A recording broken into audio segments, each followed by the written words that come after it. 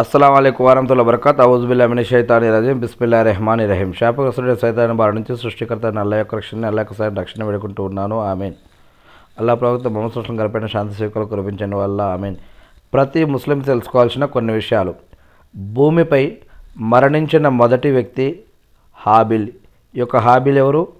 మొట్టమొదటి మానవుడైనటువంటి ఆదాం అలైహిస్సలాం గారి యొక్క కుమారుల్లో ఈయన ఒకరు. మరొకరిని చంపిన మొదటి వ్యక్తి అంటే హాబిల్ని చంపిన వ్యక్తి కాబిల్. ఇస్లాంలో మొదటి ప్రవక్త ఎవరు? ఆదాం అలైహిస్సలాం. ఈయన మొదటి మానవుడు, మొదటి ప్రవక్త కూడా. అల్లాహ్ పంపిన మొదటి దూత ప్రవక్త ఎవరు? ఆయన నూహ్ అలైహిస్సలాం అని ఇక్కడ చెప్తున్నారు. కానీ ఆదాం అలైహిస్సలాం గారు కూడా ఒక ప్రవక్తే. మరి ఆదాం అలైహిస్సలాం గారి నుంచి నూహ్ అలైహిస్సలాం గారి మధ్యలో కూడా ఎంతో మంది ప్రవక్తలు వచ్చిపోయి ఉంటారు. అల్లాహకు అత్యంత సన్నిహిత ప్రవక్త ఎవరు అంటే ఇబ్రాహీం అలైహిస్సలాం అని, ఈయన కలీముల్లా అని, అల్లాహ్ యొక్క స్నేహితుడని అనేక బిరుదులు ఖురాన్లో కూడా చెప్పబడ్డాయి. కానీ అల్లాహ్ సుబ్హానహు వ తఆలా ఇంకా అనేక మంది ప్రవక్తల గురించి ప్రస్తావించలేదు అని కూడా ఖురాన్లో చెప్పడం జరిగింది. అందుకే ఇక్కడ మనం చాలా, ఇది కూడా ఒక మనకి ఉదాహరణ. ఇప్పుడు మనం ఏదైతే చదువుతున్నామో ఇది మన ఉదాహరణ. అనేక రకాల జమాతులు, గ్రూపులు, ఎవరి నమ్మకం వారిది, ఎవరు ఇష్టం వచ్చినట్టు వాళ్ళు జీవిస్తున్నారు, ఎవరు ఇష్టం వచ్చినట్టు వాళ్ళు రాస్తున్నారు. అందుకే కొంతమంది చెప్తారు ఇస్లాం ముహమ్మద్ సల్లల్లాహు అలైహి వసల్లం గారి దగ్గర నుంచి ప్రారంభమైంది అని. కొంతమంది చెప్తారు అల్లాహ్ యొక్క అర్ష్ మీద ముహమ్మద్ సల్లల్లాహు అలైహి వసల్లం గారి పేరు ఉందని. కొంతమంది చెప్తారు ముహమ్మద్ సల్లల్లాహు అలైహి వసల్లం గారి గురించే ఈ యొక్క ప్రపంచాన్ని సృష్టించడం జరిగింది అని. కానీ అల్లాహ్ సుబ్హానహు వ తఆలా ఖురాన్లో ఏం చెప్తున్నారు అది మనం చూడాలా. మనుషులు చెప్పేది మనకి కావాలా. ఇమాంలు, మౌలవీలుగా కొంతమంది నిజాన్ని చెప్తున్నారు, కానీ కొంతమంది కల్పితాలు కూడా చెప్తున్నారు. మరి మనం దీని యొక్క ఆన్సర్లు ఎక్కడ చూడాలి? ఖురాన్లో చూడాలా, లేదంటే హదీసుల్లో చూడాలా. ఇప్పుడు ఉదాహరణకి ప్రవక్త ముహమ్మద్ సల్లల్లాహు అలైహి వసల్లం గారి గురించి ఈ యొక్క ప్రపంచాన్ని సృష్టించారని కొంతమంది చెప్తున్నారు. కానీ ఖురాన్ ఏం చెప్తుంది? నేను మానవులని మరియు జిన్నులను నా యొక్క ఆరాధన కోసమే నేను సృష్టించాను అని అల్లాహ్ ఖురాన్లో చెప్తున్నారు. ఇక ఇంకొక ప్రశ్న, అదేమిటంటే అల్లాహ్ యొక్క అర్ష్ అనే పీఠం మీద, 7వ ఆకాశం మీద అర్ష్ అనే పీఠం పైన అల్లాహ్ ఉన్నాడని మనం ఖురాన్ ద్వారా తెలుసుకుంటున్నాం. కానీ ఈ యొక్క అర్ష్ అనే పీఠం మీద ముహమ్మద్ సల్లల్లాహు అలైహి వసల్లం గారి పేరు ఉందని కొంతమంది చెప్తున్నారు. ఆ పేరు ద్వారా ఆదాం అలైహిస్సలాం గారు అల్లాహ్ని క్షమాపణ అడిగితే అల్లాహ్ క్షమించారని కొంతమంది చెప్తున్నటువంటి విషయం. కానీ అల్లాహ్ ఖురాన్లో 2వ సూరాలోనూ మరియు అనేక సూరాల్లో కూడా అల్లాహ్ ఏం చెప్తున్నారంటే, నేను ఆదాం అలైహిస్సలాం గారికి కొన్ని వాక్యాలు, పదాలు, ప్రార్థన నేర్పాను. ఆయన తిరిగి మళ్ళీ దానిని నాకు ప్రార్థించాడు లేదా అడిగాడు, క్షమాపణ కోరాడు. నేను మళ్ళీ దాన్ని స్వీకరించాను, అతన్ని క్షమించాను, అతన్ని భూమి మీదగా పంపించాను అని ఆ యొక్క ఆదాం అలైహిస్సలాం గారి యొక్క ప్రార్థన గురించి మనం చాలా జుమ్మా రోజు బయాన్లో కానీ, చాలా ప్రార్థనలో కానీ, చాలా ప్రసంగాలకు ముందు కానీ మనం చేస్తూ ఉంటాం ఆ యొక్క ప్రార్థనని. అల్హమ్దులిల్లా. మరి ఆ ప్రార్థన ద్వారా అల్లాహ్ నేర్పించడం, అల్లాహ్ని మళ్ళీ ఆ యొక్క ప్రార్థనని ఆదాం అలైహిస్సలాం గారు ఆ యొక్క ప్రార్థనని అల్లాహ్ని అడగటం, అల్లాహ్ యొక్క ప్రార్థనని స్వీకరించి ఆమోదించి ఆదాం అలైహిస్సలాం గారిని క్షమించి మళ్ళీ ఆయన ఈ యొక్క జన్నత్ నుంచి భూమి మీదకు పంపించడం జరిగింది అని అల్లాహ్ ఖురాన్లో చెప్తున్నాడు. ఇక ఇంకొక విషయం, ఏదైనా సరే మనం ఈ యొక్క ఎవరైనా ఏదైనా ఖురాన్ వాక్యమని, హదీస్ వాక్యమని అని ఎవరైనా చెప్తే అది ఎక్కడుంది, ఆ యొక్క వాక్యం ఏడుంది, ఏ సూరాలో ఉంది, ఎన్నో వాక్యంలో ఉంది, హదీస్ అయితే కనుక ఆ హదీస్ ఏమిటి, హదీస్ నెంబర్ ఏంటి మనం తెలుసుకోవాలి. మనం గుడ్డిగా నమ్మేసి ఇట్లా తలలోపేసి వారిని ఫాలో అవ్వటం కాకుండా అది ఎక్కడుందో మనం తెలుసుకోవాలి. అసలు వాళ్ళు చెప్పేది నిజమా కాదా కూడా మనం తెలుసుకోవాలి. ఎందుకంటే ప్రవక్త ముహమ్మద్ సల్లల్లాహు అలైహి వసల్లం గారు ఒక విషయం తెలియజేసి ఉన్నారు. ఏంటంటే ప్రళయ దినానికి ముందు అనేక మంది అబద్ధపు ప్రవక్తలు, అబద్ధపు నాయకులు, అబద్ధపు ఇమాములు వస్తారు అని. అంటే ఇది ప్రవక్త ముహమ్మద్ సల్లల్లాహు అలైహి వసల్లం గారి యొక్క హదీస్. అందుకే గడ్డాలు ఉన్నాయి, టోపీలు ఉన్నాయి కదా, అరే ఈయన ముస్లిం అయి ఉంటాడేమో అని మనం అనుకొని ఈయన చెప్పేది కరెక్టే కదా అని అనుకోకూడదు. ఎందుకంటే కొంతమంది ముస్లింలని లేదా ఇస్లాంని అబాసు పాలు చేయడం కోసం, అవమానపరచడం కోసం కొంతమంది గడ్డాలు, టోపీలు పెట్టుకొని రకరకాల వేషాలలో బురకాలు వేసుకొని మరి ముస్లింల యొక్క పరువు తీయడం కోసం, ముస్లింల పేరు చెడగొట్టడం కోసం కొంతమంది ముస్లింలు కాకపోయినా ముస్లింలు లాంటి బురకాలు వేసుకొని, ముస్లింలకు కాకపోయినా సరే ముస్లింలలాగా గడ్డాలు, టోపీలు, జుబ్బాలు, పైజామాలు వేసుకొని ఏవైతే ముస్లింలు చేయకూడదో అటువంటి పనులు చేసి వీడియోలు, ఫోటోలు తీసి అనేక రకాల స్టోరీలు చేసి మరి సోషల్ మీడియాలో కానీ బయట కానీ పెట్టడాన్ని మనం ఈనాడు సమాజంలో గమనిస్తూనే ఉన్నాం. ఇలా మరి ప్రవక్త ముహమ్మద్ అస్లం గారు ఇటువంటి విషయాలను ముందుగానే భవిష్యవాణి ద్వారా ఆయన ముందే అల్లా యొక్క జ్ఞానం ద్వారా ఆయన తెలుసుకొని చెప్పడం జరిగింది. ఇటువంటి అబద్ధపు ప్రవక్తలు ఎంతోమంది వస్తారు అని చెప్పడం జరిగింది. అంటే అనేక మంది బోధనలు చేస్తారు. ఆ బోధన ఎంతవరకు కరెక్టు రాంగో మనకు తెలియదు. అందుకని గడ్డం పెట్టి టోపీలు పెట్టి చెప్పే ప్రతి ఒక్కడు చెప్పే అన్ని నిజాలని మనం అనుకోవడం తప్పు. అందుకని మనం వారు చెప్పే విషయం మనకి ఆదర్శం ఏమిటి అంటే ఒక వ్యక్తి కాదు, మనకి ఆదర్శం ఖురాను, మనకి ఆదర్శం హదీసు, ప్రవక్త ముహమ్మద్ అస్లం గారి యొక్క హదీసులు. మరి ఏదైనా ఒక వ్యక్తి అది గడ్డం పెట్టుకొని, టోపీ పెట్టుకొని లేదా బురకా పెట్టుకొని ఎలా అయినా చెప్పనివ్వండి, ఆ విషయం విన్న తర్వాత మళ్ళీ అది ఖురాన్ మరియు హదీసుల్లో ఉందో లేదో తెలుసుకోవాలి మనం. మరి ఇలా ఒక ఇమేజ్ కనిపించినా, ఒక ఫోటో కనిపించినా, ఒక వీడియో కనిపించినా, ఇప్పుడు నేను చెప్పే విషయాలైనా సరే మీరు ఇక్కడితో వదిలేయకుండా మీరు మీ యొక్క ప్రయత్నం కూడా చేయాలి. ఎలా? మనం ప్రపంచంలో జీవించడం కోసం ఏదైనా ఒక వస్తువు, ఒక మొబైల్లో ఒక వస్తువు, ఒక వాచ్, ఒక ఫోటో, ఇంకేదైనా ఒక ఇంట్లో పనిముట్లో, ఎలక్ట్రికల్ వస్తువులో, ఇంటి అవసరానికి వాడుకునే వస్తువులో ఏదైనా ఒకటి కొనాలంటే మనం ఎంతగానో ఆలోచిస్తాం. దాని యొక్క క్వాలిటీ ఏంటి, రేట్ ఏంటి, తక్కువ రేటా, ఎక్కువ రేటా, వేరే కంపెనీ ఎంత, ఈ కంపెనీ ఎంత, ఎవరు వారంటీలు ఇస్తున్నారు, మరి ఇది పాడైపోతే ఏం చేయాలి, ఇది రిపేర్ అవుతుందా కాదా, సర్వీస్ సెంటర్లు ఉన్నాయా లేవా, వారంటీలు గ్యారంటీలు ఏంటి, అదేవిధంగా ఇంతకుముందు ఎవరైనా వాడారా, ఏదైనా రివ్యూలు ఉన్నాయా, లేకపోతే ఇంకెవరైనా అడగటం, మళ్ళీ దీని గురించి వేరే వాళ్ళని ఎంక్వైరీ చేయటం, లేదా దీనికి బదులు ఇంకేదైనా తీసుకుంటే మంచిదా అని చెప్పి ఆల్టర్నేట్ ఎత్తుక్కోవటం. ఇలాంటి ఒక 10 రూపాయలు, 20 రూపాయలు, ₹1, ₹2 వస్తువులకు కూడా మనం ఎంతగానో ఆలోచిస్తాం ఈ యొక్క ప్రపంచంలో. కానీ మనం పుట్టాం, మరణిస్తాం, మళ్ళీ లేపబడతాం, అల్లా దగ్గర నిలబడాలి, అల్లా దగ్గర తీర్పు తీసుకొని మళ్ళీ మనం స్వర్గమా లేదా నరకమా అనేది అల్లా తీర్పు తీసుకొని స్వర్గానికో నరకానికో వెళ్ళేటటువంటి రోజు ఒక రోజు వస్తుంది. మళ్ళీ మనకి స్వర్గం కావాలి అంటే ఈ ప్రపంచ జీవితంలో బ్రతికి ఉన్న ప్రతిరోజు, ప్రతి క్షణం కూడా మనకి విలువైనదే. మరి మనం ఎలా బ్రతుకుతున్నాం, మరి ఏం చేస్తున్నాం, ఎలా సంపాదిస్తున్నాం, ఆ సంపాదన ఎలా హరాం సంపాదన, హలాల్ సంపాదన, మనం సంపాదించే సంపాదన అలా సంపాదించి అలా తినటం వల్ల మన యొక్క నమాజులు, ఉపవాసాలు, సదకా, ఖైరాతులు, హజ్, ఉమ్రాలు, దాన ధర్మాలు స్వీకరించబడతాయా, స్వీకరించబడవా, అసలు మనం సంపాదించేది హలాల్ రోజీ రోటీయేనా, అసలు ఏందనేది ఇవన్నీ కూడా మనం తెలుసుకోవాలి. ఇటువంటి జ్ఞానం, ఇల్మ్ అనేది మనం నేర్చుకోవాలి. అందుకని మనం కొంతమంది వ్యక్తులపైన ఆధారపడకుండా మనకు ఆదర్శం ఏమిటంటే ఖురాన్ అనేది మనకి ఆదర్శం, హదీసులు మనకి ఆదర్శం. అందుకని ఖురాన్ మరియు హదీసులను మనం తెలుసుకోవాలి, నేర్చుకోవాలి, అర్థం చేసుకోవాలి, గుర్తుపెట్టుకోవాలి, వాటి ప్రకారం జీవిస్తూ అల్లాని ఆరాధిస్తూ తెలియని ఇతరులకు కూడా తెలపడం కోసం ప్రయత్నించాలి. ఇదంతా కూడా ఇస్లాంలో ప్రతి ముస్లిం పైన విశ్వాసపైనటువంటి ఉన్నటువంటి హక్కులు మరియు బాధ్యత కూడాను. మరి అందుకని ఇప్పుడు ఇక్కడ ముహమ్మద్ సల్లల్లాహు అలైహి వసల్లం గారు వచ్చాకే మరి ఇస్లాం ప్రారంభమైంది లేదా నమాజులు ప్రారంభమైనాయి అని కొంతమంది చెప్తూ ఉంటారు. ఈ విషయం కూడా మీరు గమనించండి. ఏంటి, ఆదం అలైహిస్సలాం గారి నుంచి అల్లా యొక్క ఆరాధన ఉందా లేదా? ఖురాన్లో 23 మంది ప్రవక్తలు, మరియు తౌరాత్, జబూర్, ఈ మరియమ్మ కుమారుడైన ఈసా అలైహిస్సలాం గారి పైన అవతరించిన ఇంజీల్ గ్రంథంలోను, మరియు వీటన్నిటిలో అల్లా గురించి లేదా, అల్లా ఆరాధనల గురించి లేదా? మీరాజ్ వాక్యం, ఖురాన్లో మీరాజ్ వాక్యం చూడండి. మరి ఇంతకుముందు ప్రవక్తలు కూడా అప్పుడు మూసా అలైహిస్సలాం గారు ఆయన్ని అడ్డుకొని మా సమాజంలో మేము అన్ని నమాజులు చేయలేకపోయాం, మీరు అల్లానే తగ్గీమని చెప్పి అడగండి అని చెప్పి మీరాజ్ యాత్రలో ముహమ్మద్ అస్లం గారిని కలిసినప్పుడు ముహమ్మద్ అస్లం గారు ఆ యొక్క 50 నమాజులని మళ్ళీ అడిగి 5 నమాజులకు తీసుకొచ్చిన సందర్భం ఒకసారి గుర్తు తెచ్చుకోండి.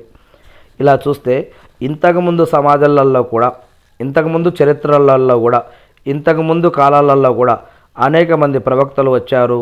మరి వాళ్ళపైన గ్రంథాలు అవతరించబడ్డాయి అల్లా తరపు నుంచి.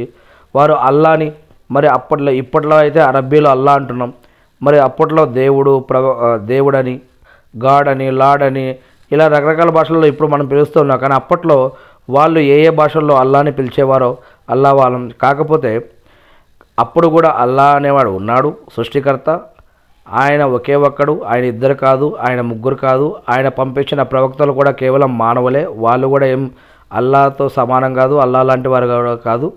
వాళ్ళందరూ కూడా కేవలం అల్లా గురించి మనకు తెలియజేసినటువంటి మనుషులు. వారిని అల్లా ప్రవక్తలు అని అన్నాడు.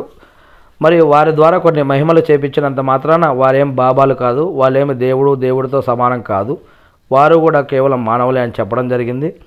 మరియు ఇప్పుడు మనం మాట్లాడుకుంటున్న అంశం ఏమిటంటే, ప్రవక్త ముహమ్మద్ సల్లల్లాహు అలైహి వసల్లం గారు వచ్చిన తర్వాత ఇస్లాం వచ్చింది, వచ్చిన తర్వాతే నమాజులు వచ్చాయని అంటే అది మరి ఖురాన్ మరియు హదీసుల ఆధారంగా చూసినట్లయితే లేదు.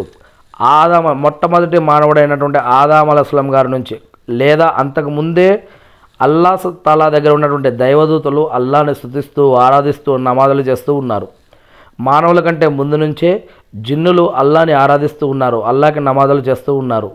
మరి ఈ యొక్క మానవుడిని తయారు చేసి మానవుడికి సజ్దా చేయమని అల్లాహ్ చెప్పాడు. అంటే అప్పటికే అల్లాహ్ తాలా వెలుతురుని తయారు చేసి వెలుతురు నుంచి దైవదూతలని, అగ్నిని తయారు చేసి అగ్ని నుంచి జిన్నులని తయారు చేసి ఉంచాడు ముందే. అప్పటికి మరి మానవుడిని నేను తయారు చేస్తున్నాను అని అంటే వాళ్ళు ఏమంటారు? అప్పుడు వాళ్ళ మిమ్మల్ని ఆరాధించడానికి మేము ఉన్నాము కదా అని అల్లాహతో అడుగుతారని ఖురాన్లో ఈ యొక్క విషయం 2వ సూరాలో ఉందా లేదా? మరి అప్పుడు అల్లాహ్ ఏమంటారు? నాకు తెలిసిన విషయాలు మీకు తెలియవు అని. దాని తర్వాత మట్టిని తయారు చేసి మట్టి నుంచి ఆదం అలైహిస్సలాం గారిని తయారు చేసి ఈ యొక్క మానవుడి ముందు సజ్దా చేయండి అన్నప్పుడు జిన్ను వర్గానికి సంబంధించినటువంటి లూసిఫర్ లేదా ఇబ్లీస్ అనేటటువంటి ఈ యొక్క జిన్ను వర్గానికి సంబంధించినటువంటి ఆ యొక్క జిన్ను మరి ఈ యొక్క అల్లాహ్ చెప్పిన ఆజ్ఞను పాటించినందుకు అల్లాహ్ సుబ్హానహు వ తఆలా దాన్ని శైతానుగా శపించడం జరుగుతుంది. అవునా కదా? శైతానుగా శపించడం జరుగుతుంది. అంటే జిన్ను వర్గానికి సంబంధించిన వారిని శైతానులుగా శపించడం జరిగింది. అంటే ఆదం అలైహిస్సలాం గారు పుట్టక ముందు నుంచి అల్లాహ్ యొక్క ఆరాధనలు, నమాజులు, ఇబాదతులు జరిగేటివి. కానీ ఆదం అలైహిస్సలాం గారు మొట్టమొదటి మానవుడు పుట్టినాక కూడా మరి ఆదం అలైహిస్సలాం గారు కూడా అల్లాహ్ని ఆరాధించేవారు, అల్లాహ్కి నమాజులు చేసేవారు, అల్లాహ్కి దువాలు చేసేవారు. తర్వాత ఆదం అలైహిస్సలాం గారి గురించి ఖురాన్లో చెప్పబడింది.